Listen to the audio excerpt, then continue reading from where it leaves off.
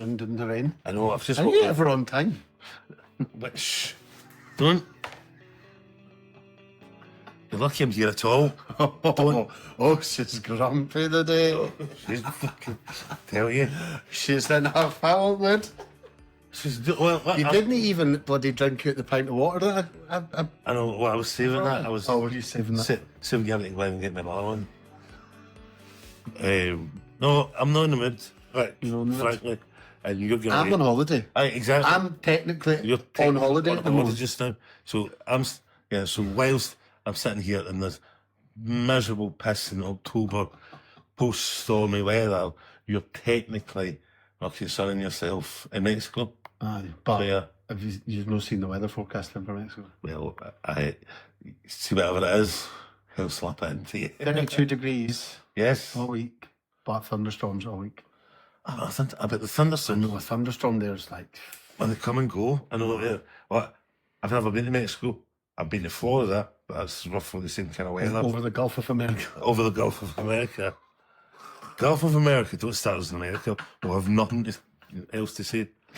Anyway. Will we get going? Aye, let's get going. Welcome to Matters of the Heart and Other Failures with me, Nathan Sparling. I love how you turn into some kind of strange combination of Mrs. Doubtfire. Oh, hello, dear. Hello, dear. Welcome to Matters of the Heart. And who was the English woman that was a big famous chef? Julia Childs. Julia Childs. I love Julia Childs. And here we're going to make a big bourguignon. Anyway, I'll be coughing. Yes. What's your name? Oh, For the audience. For the audience. No, dude, why you make me do that? Hold on, I'll bring this. I'm not in the mood. You're really not in the mood. I'm very tired. I've been. I'm Scott Agnew. Let's do that, and then I can moan. Are you going to moan first, or do you want me to moan first? It's up to you. It's just, no, I should explain. I mean, I've still not managed to get anywhere near the hairdressers. I apologise sincerely to your mother. It's been 4 weeks. Because I've not get. It's only 2.5, really. Anyway. But the man was on holiday, and I've not had a chance. I'm just. My day is. You're wearing your skewy specs. I'm my skew with specs. So these are not my normal specs, and then they became my bed specs. Oh, and then my normal specs fell apart. So the red specs become the normal specs. And I need to get in to see the optician as well. I've not got time. I've got every department. What? I've got every department in the NHS to go and inspect and visit before I get to. I think your eyes are important as well, you know. But then I think you've got contact lenses as well. I've got contacts as well. Just too lazy to put them on today. Well, I fell asleep after my dinner and woke up an hour late and thought I'd better just get myself round here. Shock. I know. But again, you're lucky I'm here. Oh, for crying out loud. You can tell she's in a really good mood tonight. We are recording this on a late Monday evening because he was late. And obviously I'm going on holiday, so we're putting this in the can so that we've got it. But You're saying a late Monday evening. It's back at 8. aye, that's late. I went. Where have you just been waking up? I'm a changed man. I know you're a changed man. I'm here to let you know. They changes don't last. Right. So I know. But you mean as if it's like 2 a.m. We're burning the midnight oil. I tell you what, my body is. I don't know about yours. You're a lot further away from being up for days on end. But my body still hasn't got used to sleeping at the weekends. It's like I get to Friday, and my body's like, well, that'll be us till Monday then, because it's so used to that. And now I got over the weekend. I got about 6 hours sleep. I see that's. And I'm not, and then it makes me miserable because I'm like, I'm tired. Because I'm tired. Well, that's. I mean, it's a complete. Like, I mean, it is a complete lifestyle change. The hours that you used to keep to the hours that you will now keep now, after heart issues or any kind of health issues, and you don't get the luxury of the gradual change that most people moving gracefully from their 30s into their 40s. So Growing old gracefully, you just went, badoof. Whereby, say at this stage, you're 35 now, right? So at this stage, I might have started to grow up. you might have started to go, do you know what, I could probably just stay in on a Sunday night. Do you know what I mean? I might just go home when the club shuts at 3 a.m. on a Saturday. You would have made those decisions kind of naturally, progressively, whereby, if you are a believer, then big baby Jesus went, boom, in your fucking bed, you can't you think you are tonight. Because you're not in your bed, you're off skating. So, that is a shock to the system that you don't gradually make that change, I suppose. As I say, it's been years since I've been able to kind of keep anywhere near what has been your schedule. Well, I was never a great sleeper anyway, so I was always a really, really bad sleeper from I was a baby. I was a night owl. I loved being up at night. I've never been a morning person, like, ever. Well, most of us aren't. Yeah. Most of us are not morning people. We live in this strange, mad, sort of Christian agrarian culture where, yes, who needs to get up? Folk want to go to a chapel or a church, and folk that want to milk their cows. Do you know? They people need to be up. Right. The rest of us don't. Like, I work in the nighttime economy, technically, but still have to keep a 9 to 5 schedule because of people wanting to meet me at 10 in the morning. Mm-hmm. And I find it despicable. See, there's no thought given to people whose body clocks are programmed ever so slightly differently. Maybe we should start a campaign. We should start a campaign, but we need to the folk who's doing we need to change.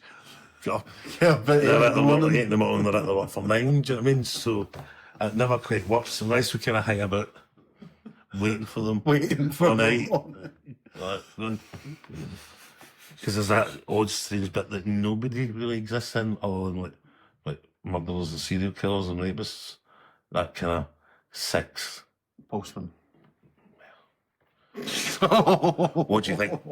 Here's the heart of the matter's first big conspiracy, right? We're going to start here and see how this runs. What do you think the post office is but a scheme to keep murderers and serial killers busy at that time of the morning? That's it, because nobody needs a post first thing in the morning, right? Did they? What? Well, I've never got my No, first. I was going to say, when in your lifetime did you get your post at 9 in the morning? Never. I always come home to my post. Have you ever had any useful posts? This is, like, most of it is shite. And most of it could have been an email.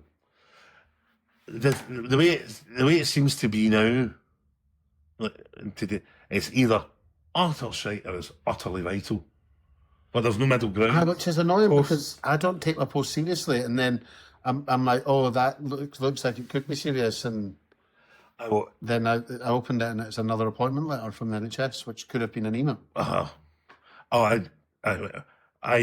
This will come as maybe a bit of a shock to our listeners, but I've had several referrals to the weight management clinic, right, which have then gone unanswered because my post was really bad, and I've also, I think I've mentioned, Matt, so dead. But sometimes works, sometimes doesn't work. So does they let them in? So that doesn't let them in. So you get this. So I'm lucky, if the ley lines and the werewolves all align at the one time, I might get post once a month, right? And you'll have like 3 letters from the weight management clinic, and then you'll have 3 letters from the weight management clinic telling you piss off because you've got to scan a QR code within 10 minutes of you opening the letter, right?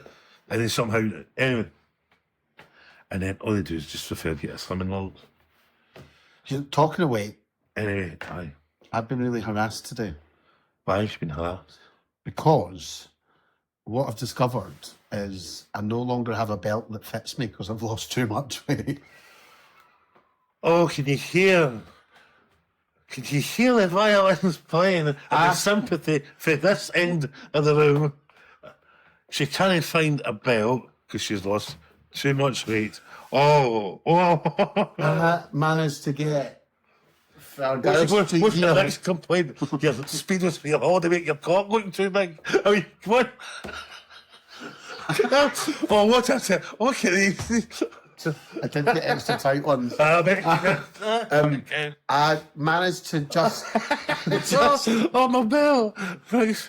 just get for girls thing here. As I put the key in the door, my trousers fell down to my ankles at that door. Yeah. Because I'd been having to hike them up because they didn't have a belt on. You don't. No, I genuinely well done. I felt harassed. What, just the general population? No, just my clothes for no fitting right. And there's nothing worse, but then there's nothing worse than clothes that doesn't fit. You spend it forever, and it works either way. Be either too tight or too loose. You're like, I see a shirt that's too tight. I couldn't leave the house. No, I mean, I do. no, but you know, like when the like you know. Oh no! See that you and I are as one on this one. When like the if you carry button, aye. No, I had to chuck. I've chucked some. I've had some shorts that I was like, I'll get into them. No, just no. Just I chucked a black bag full of clothes out. I think there's also a good. Because you didn't know that. No. Like, I remember like a way back to kind of early 20s. That's a way back. And I bought a T-shirt that I really, really liked, just based on I just liked the T-shirt. And that was a T-shirt that was like, I'm going to fit into that T-shirt at some point, you know. And you never did. You know I did? Oh, did you? Which is why you will remember. You're like, still wearing it fucking 15 years later. Remember the blue T-shirt with the kind of cars on it with the sort of sparkles in the front and chest? It's millions of photos. I need to look, you know. I know. I doubt I will ever get back into that. But no. Have you still got it? I think so. I don't know. I can't. It's a new target. I can't. But I've got a funny. Maybe it was done by that point, but it was one of those T-shirts. No, I'm never giving away because that was the target. But no, it's been a long time since. Well, a new target unlocked. One new target. So I think there's no bad keeping one kind of item like that if you're, aiming for a goal. Which I would say. These weren't nice shirts anyway, so I was like, fair enough. But no, but you're right. You're Andy's wearing a shirt with a button shirt, and you've got one of the bits hanging out. I just don't know how people can do it. Here's another one that I don't get. Right. Even and that isn't something against fat men, by the way. No, there's people because there's all the muscle ones were up here. And it looks ridiculous as well. It looks worse, I think. Because you're like, there's no excuse. Aye. Also, about Gordon Brunton, they stand up the tire, and I remember going up sort of big weight loss thing, and what was it I was using at the time? What was it? Oh God. No, it wasn't Slim Fast, no. Herbalife, right? Herbalife was great. Were you in that company? And I get. See, I was there with the early stuff, which was essentially amphetamines, like herbal amphetamine. What an adventure that was when you went to go to the bathroom. Every time you went to pee, it was a Jean-Michel Jarre light show. It was like, do, pinks and purples and greens, pinks and blacks and greens. That sounds like a nice experience. So psychedelics. And we get right, and also the guy, I can't even remember his name. By the way, if you want an extra $10 a month, I'll get you. Cheers, pals. Right? Cheers, pals. It was this kind of dodgy guy. It was minged up. He's like, there's cheers, pals. If you don't want to have a meal, I was just eating a big meal.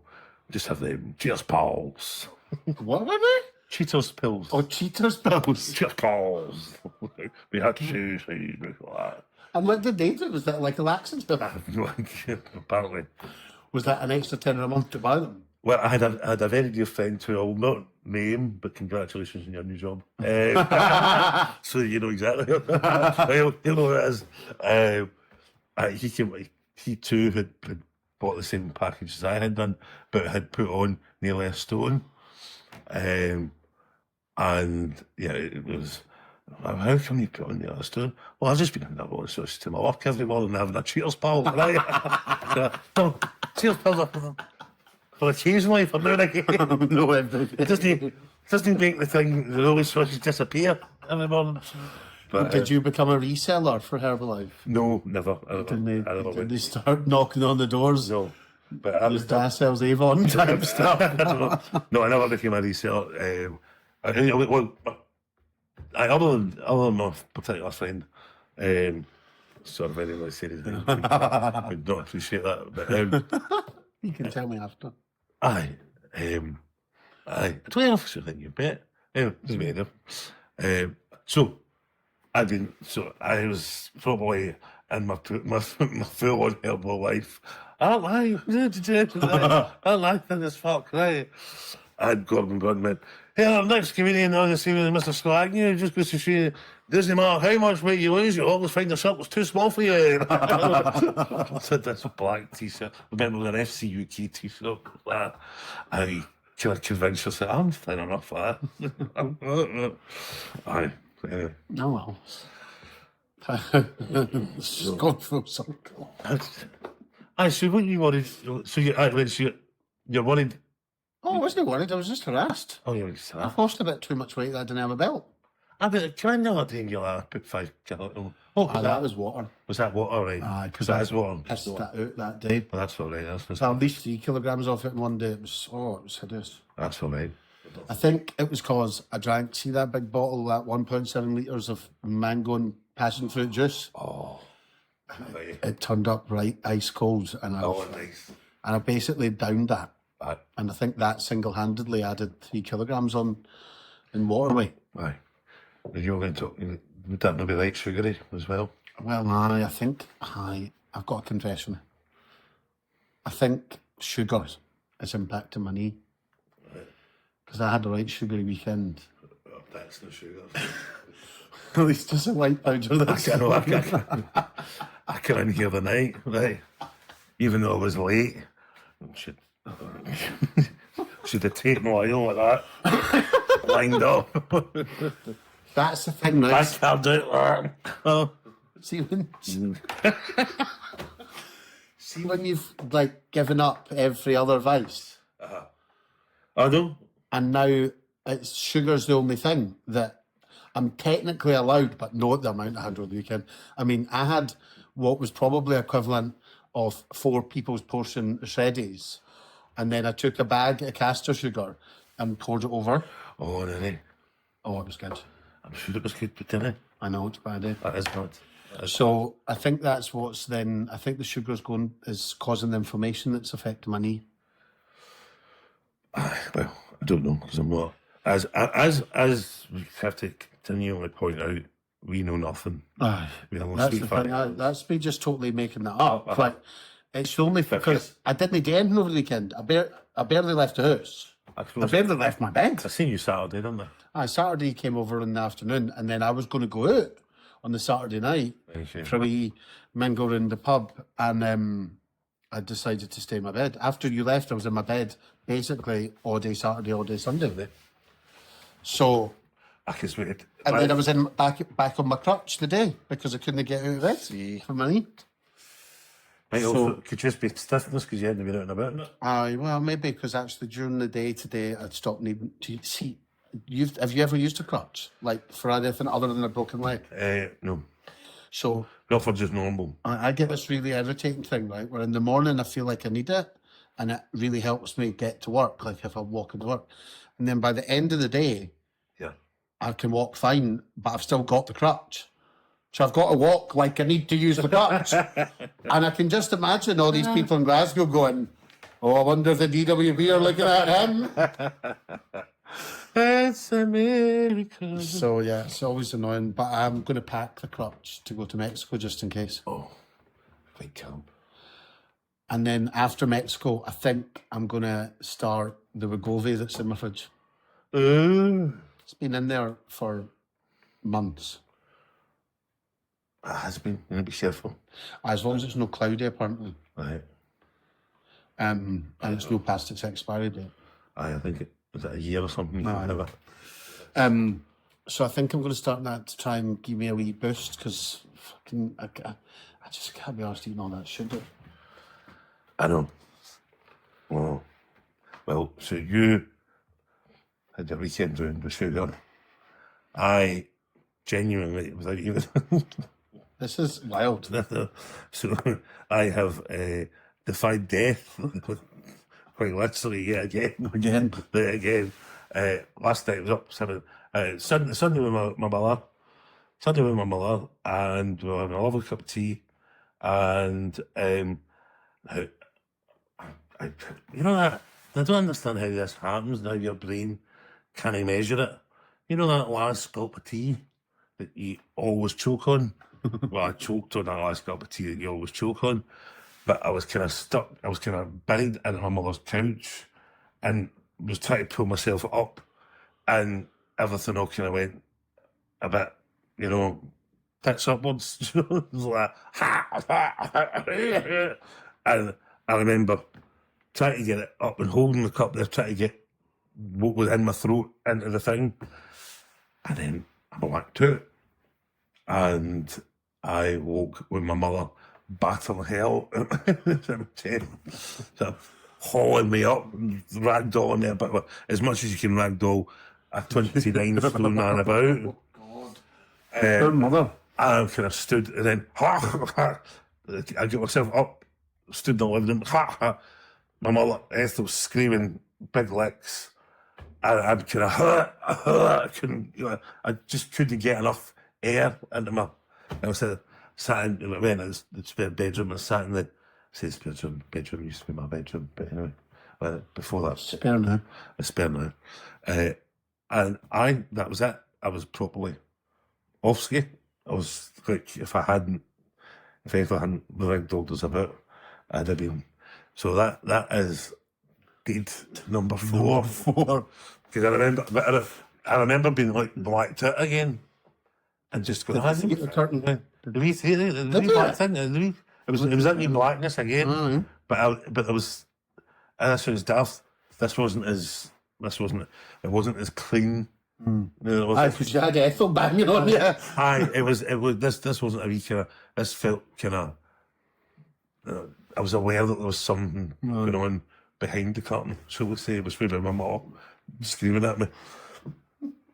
So poor Ethel, my poor mother, could then barely look at me all night. I didn't Barely said a word to me. We had to get my sister over. So we had to get my sister over just to try and get, because my mother's like that. When you get your ambulance, I'm going, I wasn't getting an ambulance. Like, in your mind, it was just a cup of tea. it was just a cup of tea. I guess would have been absolutely, I mean, you probably would have been better getting her an ambulance. Well, by the way, that was the next option, because it was, if she hadn't calmed down, a bit, my sister came in with a bit of distraction, but she was all kind of, Maybe I know. I didn't know that night, and she's barely said a word since, but there we go. I don't, but I would have been raging.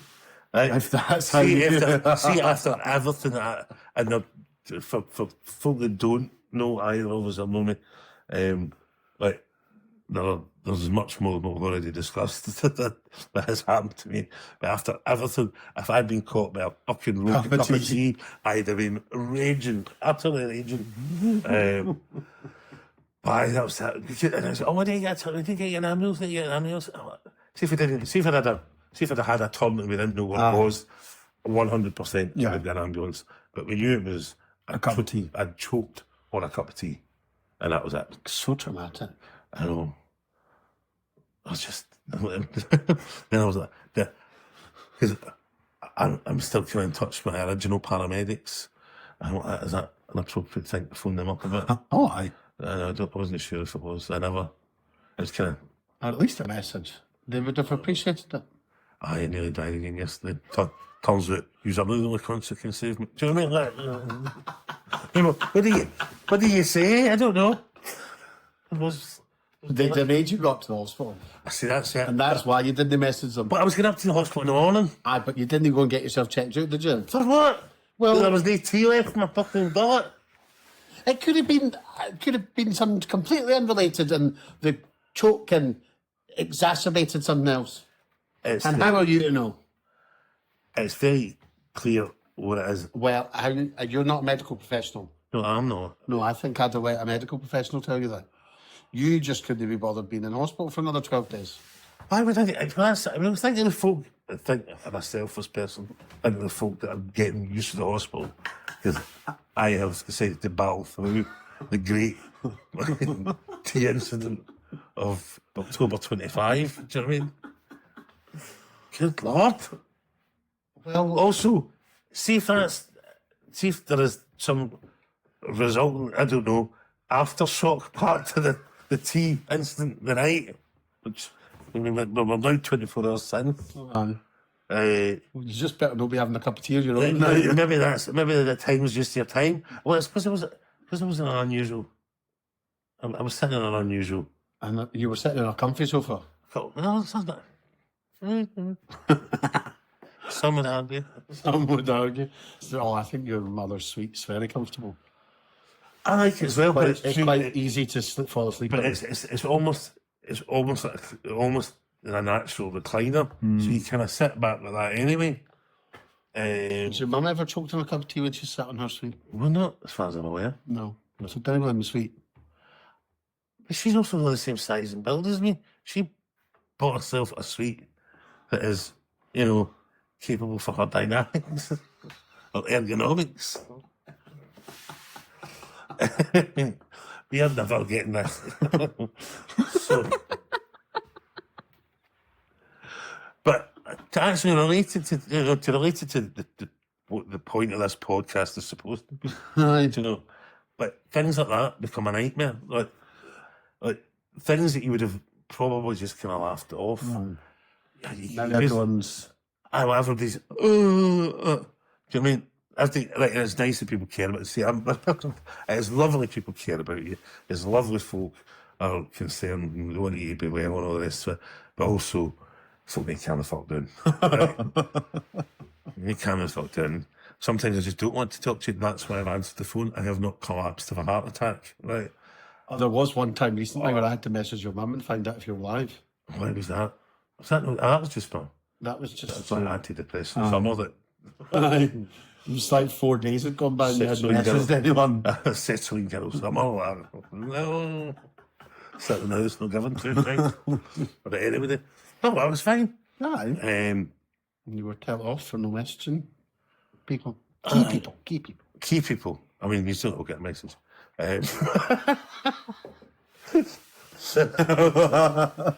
Stakeholders get a message.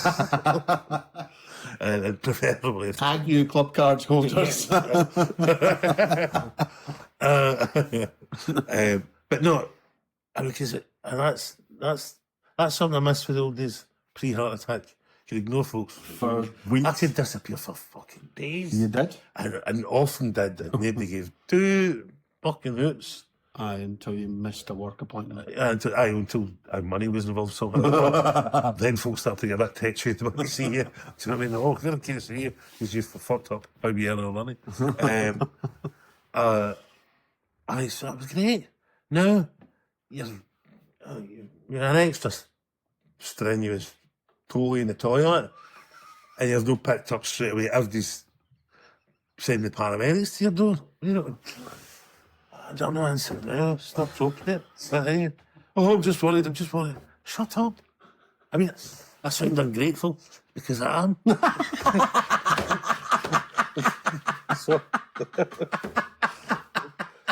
Sorry.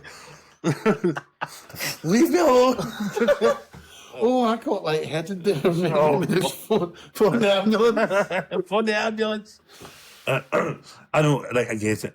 But yeah, that is a two-way street. You have to learn to be gracious with these things, which I have managed to be gracious for the past 4 years. But now this is my podcast, and I get to be honest. Rather than gracious. Oh, honest. Maybe.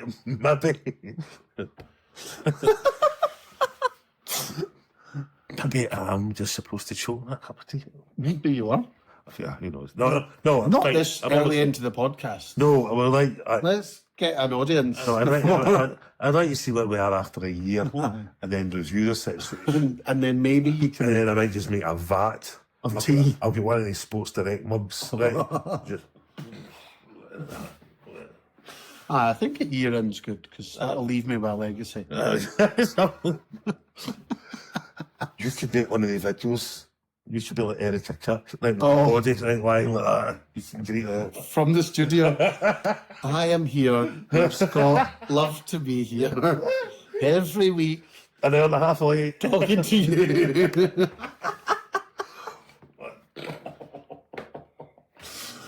Oh, that was the most unsincere thing ever. We'll never get to America now. Fine.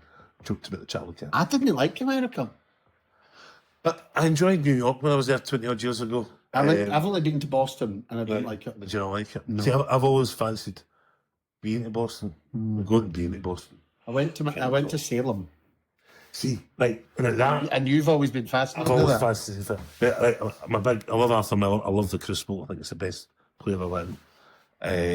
And I would love to have went to see Salem and all that. That would have been interesting.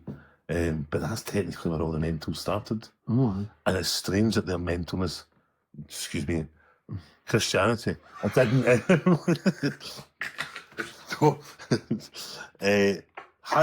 Hasn't really kind of filtered. It's just not kind of simmered down any. Really. Here we are, 250 years later, still mentals. It's just not simmered down. No, they've not simmered down, have they?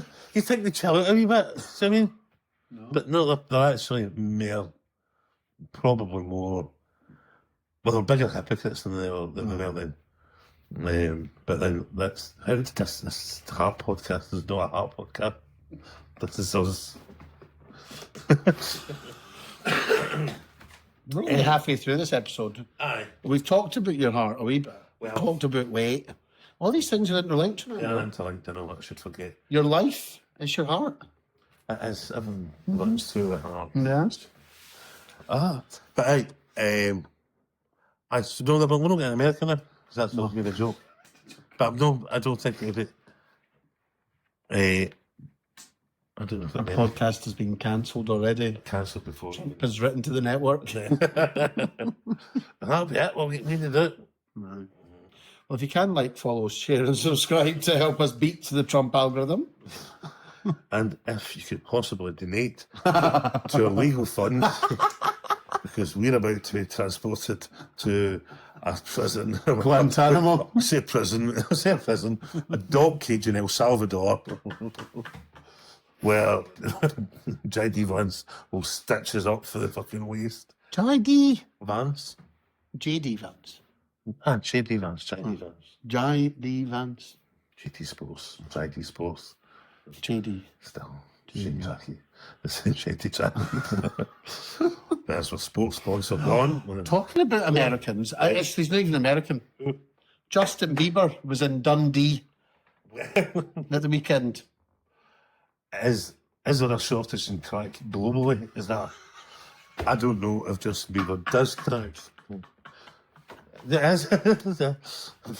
I don't think he does. He went to St Andrews to play a round of golf, Well, and then he went out on the town in Dundee. okay, never found me. Well, I tell you, he was going about with his chebs out. I Was was he? like, oh, the pictures. Ah, Oh, he's grown up well. has he grown up well? Grown up into that face. Is he? Oh, aye. Oh. Yes, the perfect half hour. No, Right, what we're going to talk about. that's what it was. Just Justin Bieber's chebs. But I didn't expect Justin Bieber to be in Dundee. No, he should have been it. Well, was Andy come to Scotland Oak Thursday? What I loved was that they flew into Dundee. Well, yes, a bit. But what I love And is it's obviously in a wee private jet. a wee private jet. But what I love about what I do all about Scotland is I suppose it's the same anywhere, any country. You've obviously got your big main airport or something like that, and then you've got all these ridiculous wee And like Glenrothes Airport. Cumbernauld Airport. What? Cumbernauld got an airport. Why? What's an airstrip? Who's ever flown into Cumbernauld? I don't know. That's People bizarre. have. But you've got all these wee odd. Aye, oh, Where's it like? I used to live near the North Airport. But that's good to think. Oh no, what else is there? I was going to say big naval base, but that's No. not. I'm thinking the side somewhere. Which side? I'm getting my. It's the other side of us.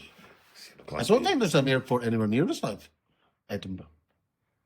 It's quite near. Right. Not over the no, like at that side of the water. Maybe there's a secret one that you don't know about.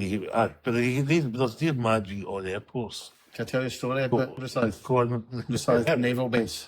Yes. One night I was out.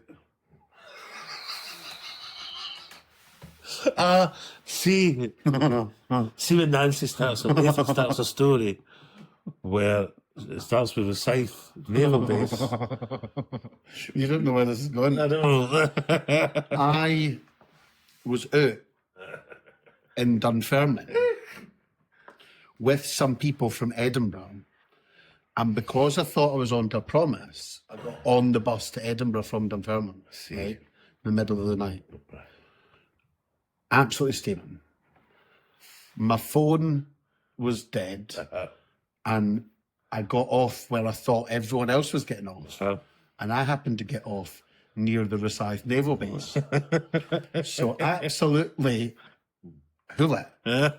I'm walking about near the gates of the Rosyth Naval Base. Yes. And I had security come and take me off the base. Because they come. Oh, wow, they came. They come with old Oh, AK-47s or whatever as a. and because my phone was dead, I didn't have any money to get a taxi or anyway. I don't. They pay for you? I can't remember. British taxpayer. I somehow managed to get out of Rosyth Naval Base, Oh, they would have. Well, they live in a wee. But I have. but fucked if I know how. I performed. I mean, I could have been taken advantage of and taken into a cell, roughed up. roughed up. No, they had to put you through the health and safety first. Maybe I don't know. There's a wee. Well, no, I don't know. But I'm assuming it'll be the same. Because I've been on. Must have been a Helensburgh. Christ. oh, aye, that one. That's What's that called? We're all about Yeah, Faslane. Fastlane. So I've been on Faslane a few times. As a protester. No, I was recovering money from the British government. I sold out my principals and went and done a gig on the naval base for the submariners Christmas Christmas parties last week. And you had to go pick up cash. Well, we done the gigs on the naval base. All right, yeah. So we did. So yes, You didn't return to pick up. I wasn't there protesting. No, but we did do some subversive humour. If it's good enough for those fuckers in Saudi Arabia, it is good enough for me. The Riyadh Comedy Festival. Yeah, coming in festival. Fine. But before you go in, there's a wee porta cabin and they sit you in and you're going to watch a 15-minute video and then do a wee test. And it tells you if you hear different sirens, so you learn the sirens so that you know. And it was when, if you're moving when this siren is happening and it's up there like, you will be shot. Oh, right. And you sign away your right to be sort of negotiated for and all this. We go into prison. We go into prison, we sign away your right to be negotiated for. But it's straight the last time I were there. And me and my Phil Collins, we get picked up from Helensburgh train station by like one of the wee Land Rover army Trump things. Oh, they can't know that. And it took us through. We done a wee. You've got to sit every time. Every time. Every time. Anyway, I get back in. It was just really big, grey. You couldn't see across the lock or anything. You're on this naval base. Everything's just going about, the big submachine guns and all the rest of it. And this was, it was genuinely like 10 days before Christmas. It was a Christmas party we were doing. And on the radio comes Merry Christmas, War is Over, John Lennon. It's funny, but it's one of the most profound moments of my life. I remember me and my fellow comics sitting kind of going, It's a good song.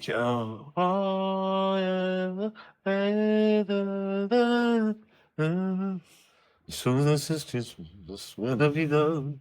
And you're like, this was always grim. And then it was at that point, my kind of proper lefty bit, so I started coming in like, you're a bad person doing these gigs. Shouldn't be doing these gigs. Well, I was locked in the bloody place for that point. Do you know what I mean? Money. You can't, but you know, I was trying to get up and and you're like, no, that's miserable. Anti-nuclear fucking song was playing the alley. Playing in Fastlane, when the nuclear stumbling. So that was very strange. And interestingly, that was the last they had me back. Was it? Like, Did you go up and make a joke about it? no, I couldn't even process it at the time. It was just one of those. I was just strange. No, actually, that was the talk about. That was the Christmas before COVID. Oh, was it? Oh. Christmas 2019. That's probably prophetic. the reason why they didn't have you back. Was because They never happened for fucking years. it still hasn't happened again. I know, it did happen, and I was quite, nose was slightly out of joint, but they took the opportunity of millions dying just to not continue my employment. Anyway.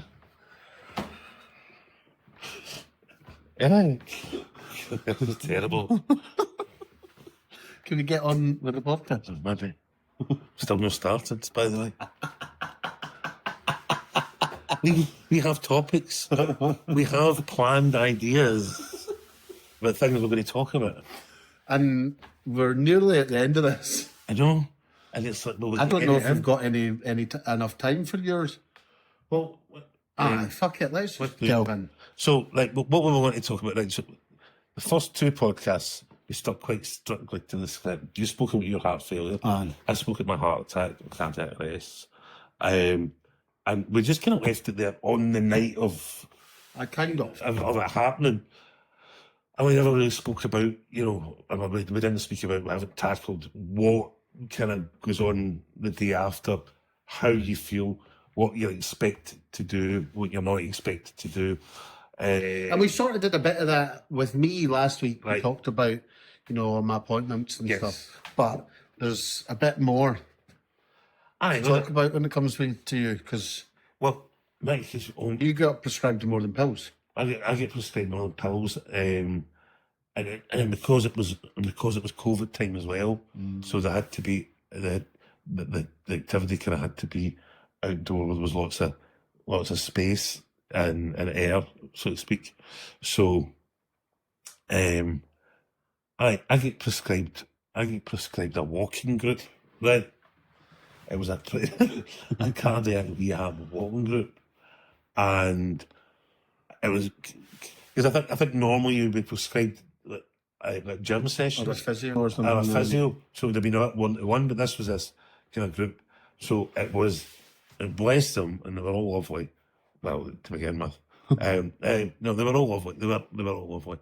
So it was me. I was the youngest because I was only 40 at this point. But I was a good fucking 20, 30, 40 years younger than everybody that was on that cardiac rehab walking group.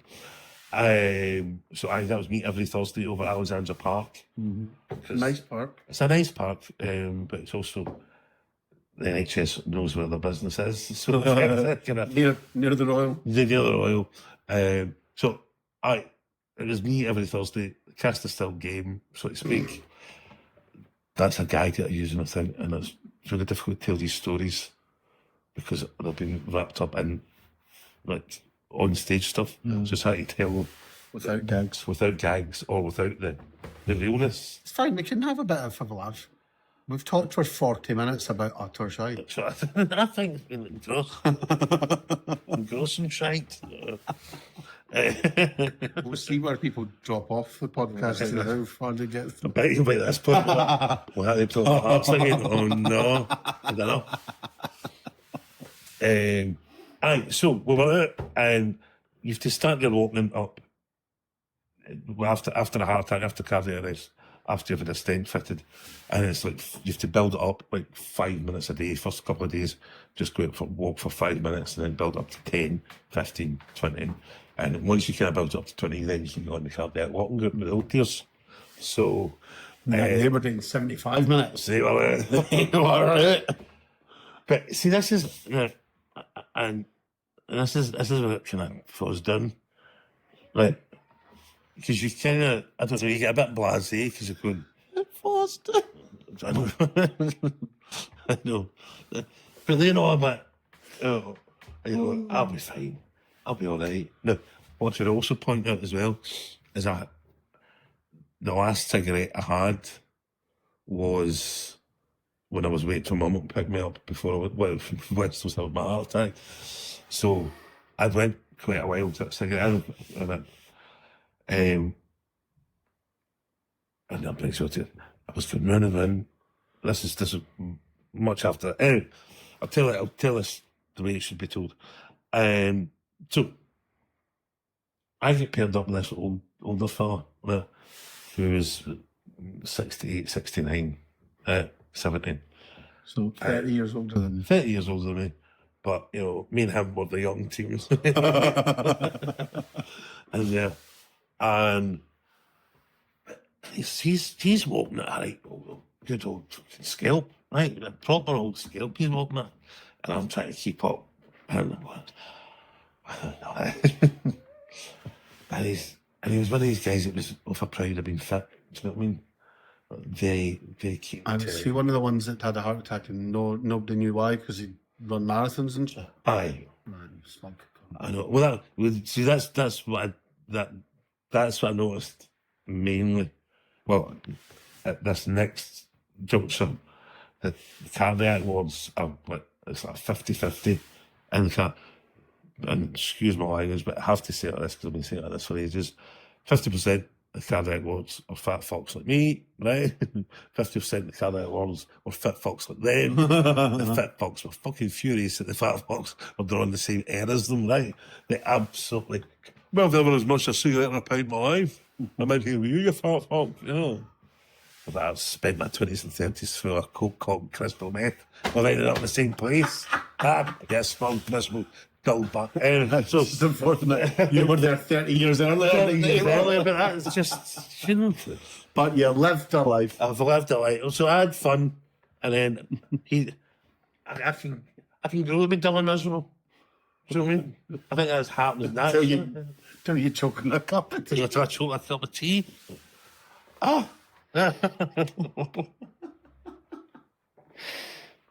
Anyway, I'm trying to keep up with this gentleman who, and they were like, oh, he used to be a marathon runner. Oh, is that man? The clappers, I'm like, oh. I was to go up this hill, right, and it's really just a gentle incline, but it looked like a hill to me, right? Until we went up this hill, and he's talking to me, and things just start to shut down. You know, I can't hear anything. Maybe it bored me. Into deafness or something. Can't hear anything. And then I start to feel faint, and I go, oh, I'm going to have a bad turn. And then sure, don't tell me this, because this is only like 4 weeks after the original heart attack. I said, oh, this is, I can't believe it. And at that point, because you don't know anything about it, oh, here we go. This is going to be it. You're going to be having heart attacks all over the place, or you're going to be dead, right? Go up this hill. There's a wee bollard. Well, just get to the bollard. Just get to the bollard. You'll be all right. Get myself to the bollard. And I've now got all the old dears running about me who are having a panic. Right? You know, what's wrong with the big man? What's wrong with the big man? And I'm getting in and out of consciousness. Like, oh, I'm not right. I'm not well. I'm not very well. But there's cardiac and rehab nurses down at the bottom of the hill, and they're just shouting up, just fucking leave him. Don't just touch him. Leave him. He's 24 stone, which is my target weight. He's 24 stone. You've all just a cardiac event yourselves. Just leave him. Just knocked him over like 10 pin bowling pins. I comes off the board and then start to roll down the hill, and I've got all these pensioners chasing down after me. So that involved the cardiac rehab nurse, who, this is just my bonkers luck because I get away with nothing in my life. Right? This is why I'm so honest. Like, I'm generally very, very honest with everything because I've never got away with anything in my life. So I don't even try anymore. So my cardiac rehab nurse is my sister's next door neighbour. Do you know what I mean? Like, you know, I agree. Can't keep any secrets. Can't keep any secrets. So anyway, they kind of ambulance phoned. So I just came up the hill to get all these old pencils with about me. And basically, what happened, I hadn't had my breakfast. I ran out the door in a hurry. Hadn't done my breakfast. I managed to get around with my mother. Got in a taxi, and I was also was in the wrong wrong blood pressure tablets. And by the time I got up the top of the hill, I had a wee aneurysm and fainted, no back down the hill. And I was then in the jail. And I was it felt like it. Then in the Royal for 12 days. Longer than your heart attack. Longer than the heart attack, which was mental. It was, because they were, because I think I said this, and I think that's when they kind of realised your heart was all the wrong. Well, they knew it was around the wrong way for the first time, but they never had time to poke about to that. Now the time they were quite interested in poking about my heart being kind of sort of back to front and the right way. So that was, so I was in there for 12 days. And I only got, that with you, was waiting on an MRI. And in order for you to get the MRI off you, like they've got to load you up with, is it the bisoprolol? And it's like, but it slows your heart down so it stops moving too much, so they can get a decent photo of it. It's been stoned, it's been heavy stoned. Properly gouging and all the rest of it. And so happened it was my sister's birthday. I didn't get discharged. Yeah, on Friday. I tell this story in episode 2. Did I even put it out in a clip on Facebook. I don't. Well, so that was the end of that bit. But the cigarettes, right? Cigarettes and alcohol. Cigarettes and alcohol, right?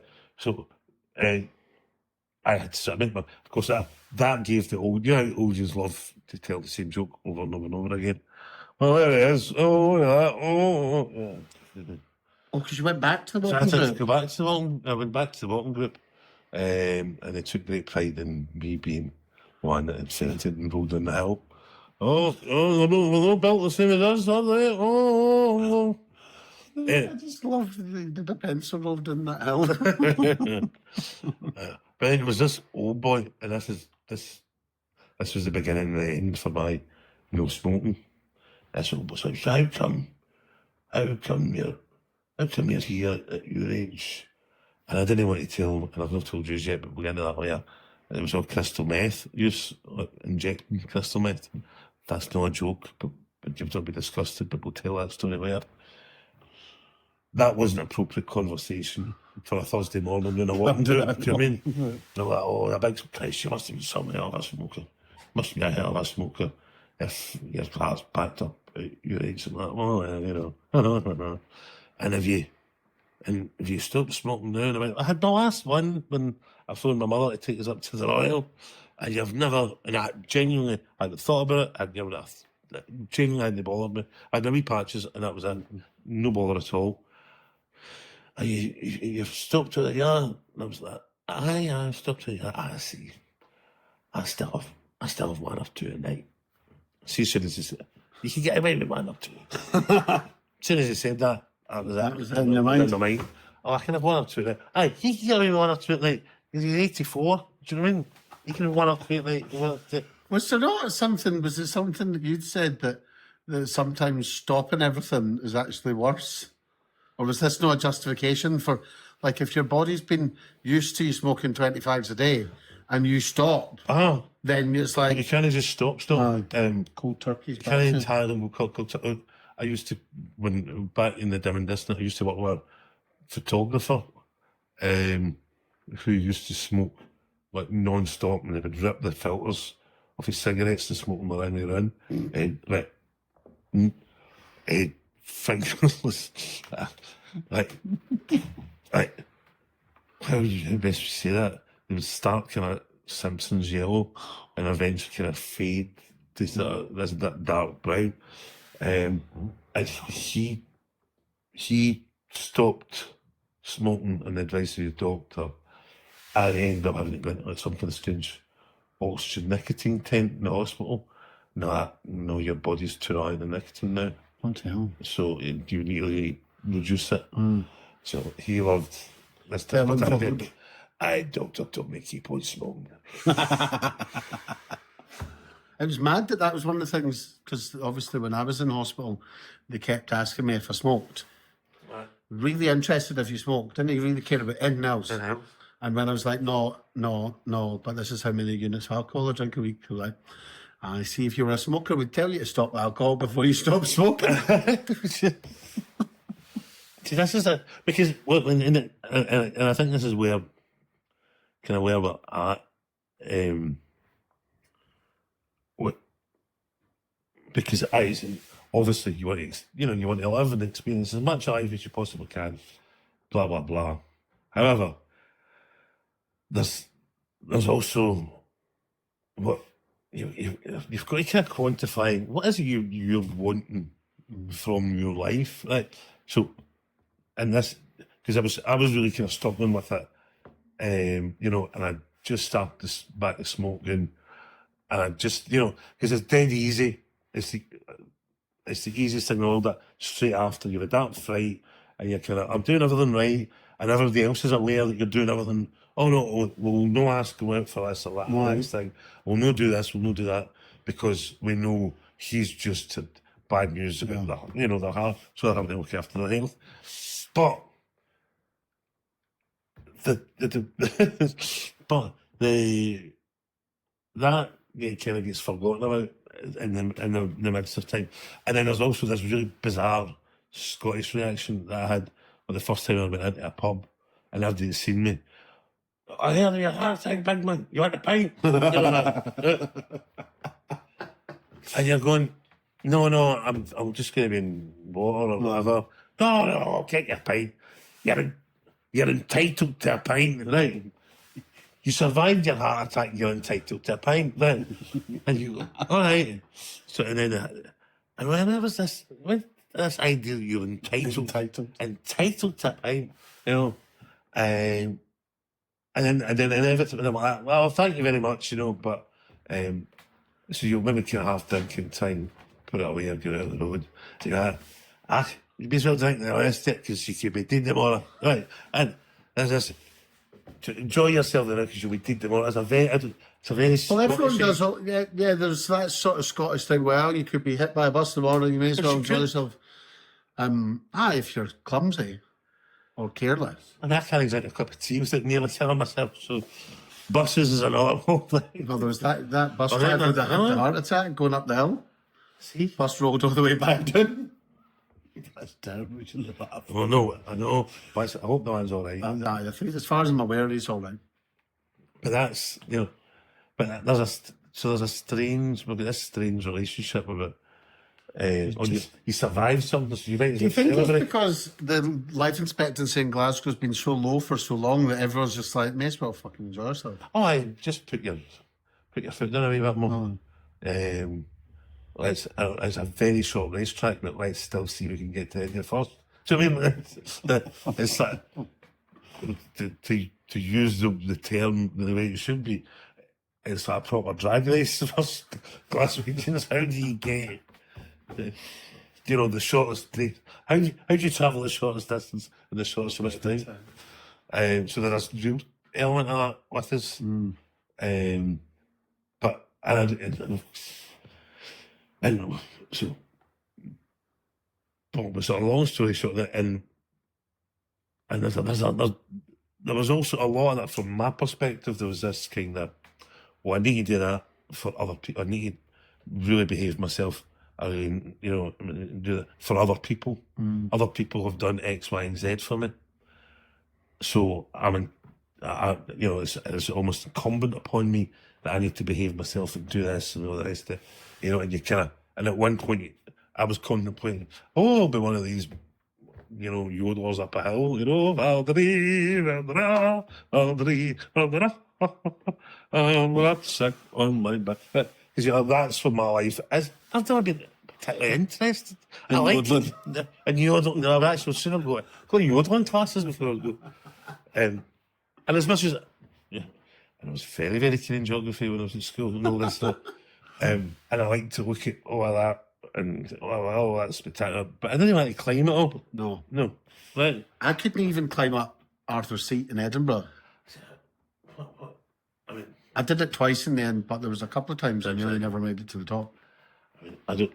And I just walked. As a Glaswegian, I can't imagine why you'd want to see more Edinburgh. But anyway, and Edinburgh's a con, anyhow. Right? Glasgow gets a kick in. Oh, no. No, Edinburgh's a con because they built everything to face the castle. So it looks cracking. If you had You looked the other way. But I had stayed in Edinburgh Castle because that's part of. I was doing a gig for the army. I suppose it sounds as if I'd worked for the army at the time. I thought you had morals. The Redford Barracks, and they put you up in the castle for the night. And it was really weird. So you're in the castle, you wake up in the morning, You're looking at the and other way. it's shite. Edinburgh's shite. I will. That's You some see, right shit. like, you see Because you're all the way down to Leith and shite. Aye. Horrible view. Aye. Because you're in the view. see There's no point in being in the Edinburgh you can see Castle. Fife as well. Well. I know the nice bits. So You can see that naval base it was like. No, see from Edinburgh Castle, it'd probably be more like Burnt Island. Burnt Island. That's the shout. I've done a gig there once. Burnt Island Fairs. Fair night. The Star. I think it's the Star Bar. Star Bar. Three Bar. courses for a No, a family. different place. I know. Oh, we'll venture into that. Right. But anyway, that's so the point before this rolls on to all. When my first gig back after my heart attack, which was about 6, 7 months, 8 months, maybe something like that. And I had two lovely friends that came up from Manchester that I had no idea were coming, which was really, really lovely. Stevie and Oh, that's terrible. Robin. I went for some reason I want to call him Rupert. Rupert the Mayor. They come up. So I'm chatting to them at the bar, and this person is to the right hand side of me, and they've got the COVID mask on. And can I speak to you? Just talk to some pals. I'm not, if I could speak to you, I'm going, who's this fucking weirdo? Who's this fucking weirdo? I'm going to give me a minute to speak to this person here. No, I just give you for 2 minutes. If you just give me your hand. And he goes like that. Big man, that was a beezer. I'm going to keep my eyes on you. And I burst into tears because it was my paramedic that had saved me. And he made a promise to me. Because I was typically being the comedian in the back of the ambulance. And I'd given him my Twitter handle and told him where my next gig were. In between the defibrillators and you can see me at the state up. And he said, he went, I made a promise to you, if you get through this, I'm going to come to your next performance. I'm not going to have. See if you were an actual comedian. See if you're actually a comedian, see if you're actually funny. And I'll have and we'll have a pint. Right. So that in itself, that you're having a pint with your paramedic, and he brought his paramedic wife with us and some friends and family. It was a lovely old night, very, very emotional, and they're still pals just now. However, despite all of that, and I'm in grateful gratitude and in tears, I'm standing yapping away at them after the show, and I am desperate to have a cigarette, right? And I kind of managed to sneak off to a cigarette, and then get back. You go into a cigarette? Oh, here we go. My boss to be the man. My boss to be the man that saved my life. And he went, I don't care. I don't like. He went, and this is where it clicked for me. And he never saved you to go and be something different, unless you want to be something different. He brought you back to live your life. He never brought you back to sit in the house, scared that he'd not come anywhere near you. So there's finding that balance. It's dead easy to abandon all the things that you like and enjoy, which, if you abandon all the things that you like and enjoy, then what's the fucking point of surviving these things, you know? So there's going to be an element of, do you know what? Finding, I know you're on the non-alcoholic stuff, so that allows you to still kind of go out and get that bit of that. And you'll find other things now that you do like and enjoy, and things that you used to do that you've given up because all that had taken over. So I started snorting talcum powder. And, you know, so there's all these things you kind of... There's things that, like my painting and stuff that I did during COVID, and kind of always wanted to, like, but when you're hungover 7 days out of 7, then you have a creative spark. And I've just booked a date for the Glasgow Comedy Festival. Yes. Well in advance. Oh, might see. Look at that. I know, 6 months in advance. Oh, we're going to... Oh, that's it. Well, we need to think about if we're going to bring this to a stage. And I thought that was what you had booked. No, I booked my own show. Ah. Be the first, probably one of the first times ever that I've been sober on stage. That's going to be interesting. I know. That is going to be interesting. You'll be fine. Aye. I can't. I've not decided if I'm going to do it as me or Nancy yet. Oh, I've got ideas. Well, I've had loads of ideas, right? I've always wanted to do a show where I went on stage as Nathan and left as Nancy. I always had this concept where I would go on stage as Nathan, sit down at a makeup chair and table that was mirrored on one side to me, but to the audience it was clear. So they would see every step of the process, and I'd almost like a monologue talk, and it would be funny. I should hear your script on an iPad. But then, as I got ready, the curtains closed. Yes. Because there was something That's like... you're about to, yeah. Like it was almost like I went on another stage. Oh, that's calm. Which was always an idea that I had. Oh, that's sweet. That's almost kind of like... Subversive. Because all the... Subtextual. All the drag queens do sing I Am What I Am at the end of their show and take their makeup off. And, I mean, every 10 a penny drag queen in the UK's done that. I can't imagine who you're thinking about when you say that, isn't it? There's just loads of them that do it. Now, I had previously refused to ever do that because I liked going out and getting pissed in drag because you got more free drinks. And now it's like, well, a sober drag queen, who wants that? Well, it's modern day. It's modern world. It is the modern world. So actually, that was what kind of I've been thinking about that whole afterwards, about how, and this is probably mainly going to be what this podcast is about how you sort of fit back into a world with a heart issue and still kind of try and enjoy yourselves. But then all right so far. Aye. I've enjoyed yourself. I've loved my time. I'm going back to Berlin soon. I've never been to Berlin, but that's going to be a big test of That'll be a big test. So the dark rooms of Berlin. So maybe this is just so I mean I don't know what the rules are around poppers and well, see, ChatGPT told me that I've told you this ChatGPT. I wouldn't trust it. Well, I would have been huffing the poppers on day one of me getting out of hospital. It was for ChatGPT. Now, ChatGPT said that I need to stop the poppers because my heart issue, I was going to say heart attack, but I didn't have a heart attack. My heart issue is that they're all too dilated. It's all too big. Right. And poppers dilates them even more. Which that makes it, it's always... Which would be even worse. Oh, And I actually think poppers are to blame because see, until I started taking poppers, I didn't need glasses. I think the poppers was gone for my eyes and my heart. So there's a new scientific study that will be starting. Again, we should point out neither of us have any qualifications. This is pure speculation on his Thanks part. to ChatGPT. No doubt this will be clipped up and it'll end up on the Daily Mail's website.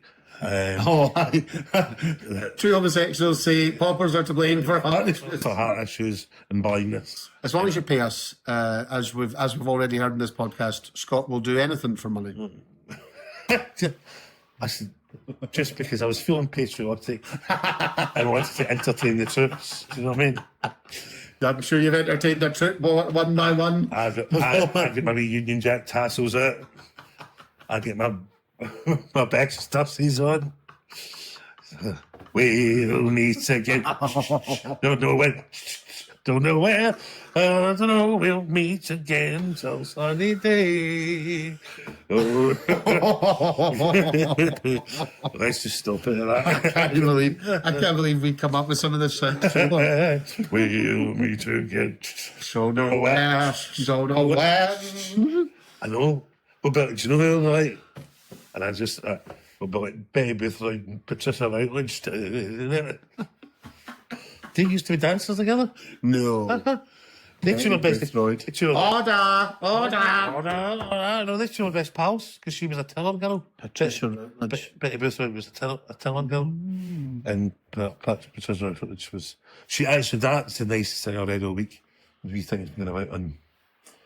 That Patricia Routledge wrote when she was 95, which was just a year before she died, and she's just each kind of decade of her life about how her outlook changed and about how to be kind of content in the moment. And there's not enough contentment, is there? I know, but it was lovely. But actually, if they find the stick that I'll send the thing, stick it on, you'll have a lovely wee read.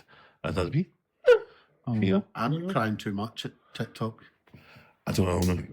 I've not. Well, let's not get into TikTok. Anyway, we got you on TikTok just so you could repost the videos because that's good for the algorithm. Right, but I didn't do it often enough. I thought you were going to post it once. But you didn't repost every video. I haven't seen them all. Right. If you are on TikTok, you can follow us. Like, share, bookmark, repost. All of those go to helping us. Us beat the algorithm. Beat the algorithm. We've some videos that have not beaten the algorithm and stuck on 300 views, which is what it does. It's a pain in the arse. So basically, TikTok, every video will get up to 300 views because that's them judging whether people like it or not. And if then nobody likes it, which has happened to a couple of our videos, it doesn't go any further. Right. So.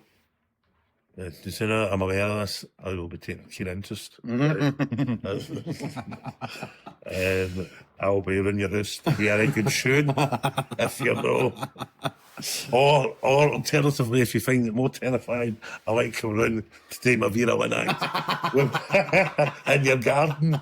So get liking and sharing and beating our algorithm, or I'll be.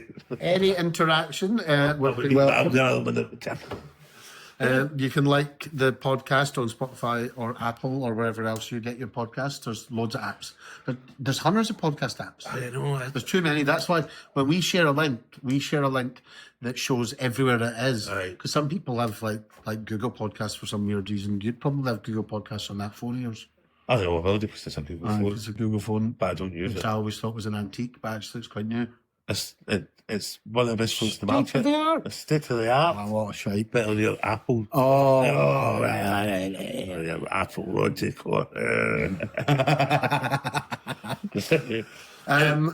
Share it with all your pals. Word of mouth is statistically the best way of getting podcasts out there. We're on, what's this, episode 4? This is episode 4. Which is great. This is lovely. And you will be back from your holy bags. Yes. For episode 5. So you won't notice any difference because I'll still look the same. I won't have a tan. Oh, you know. I never tan. Do you? No. But hopefully I shall have managed to have a shave. I went to a barber. That would be nice. But anyway, in the meantime, this has been I was going to say Heart of the Matter. Heart of the Matter. That's going to be my show. maybe. That's one of the titles. Matters of the heart, we are. We're matters of the heart and other failures. And other failures. Because as we've heard, we can talk a lot about other failures. Yes, it's a very full agenda. A broad spectrum of other failures. We'll be back next Tuesday. Where you get your podcasts, or live on YouTube on Wednesday. We'll see you again.